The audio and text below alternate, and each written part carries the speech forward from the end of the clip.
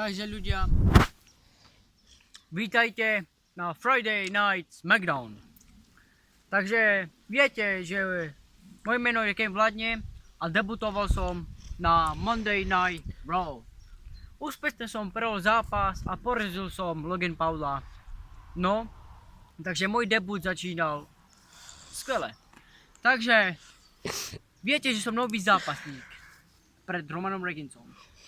Po Romanom Reignsom a musím zápasiť veľa, aby som sa dostal k hlavnej a aby som bol hlavný hviezdu. Takže, aby som sa stal hlavnou hviezdou, musím mať viacerých zápasov a výhry.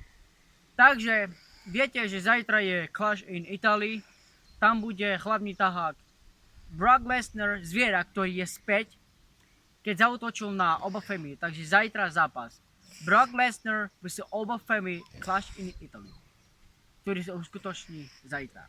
No a aby toho nebolo málo, tak zajtra ja sa pridávam na zápas Kevin Vladne. Otváram otvorenú výzvu pre zajtra. Tu budem čakať, kto ma príde vyzvať a sa uskutoční zajtra zápas. Takže zajtra, dámy a panové, Obafemi vs Brock Lesnar, Kevin Vladne vs neviem. Takže uvidíme zajtra, ale určite sa mi zajtra niekto povstate, lebo ja som teraz nový.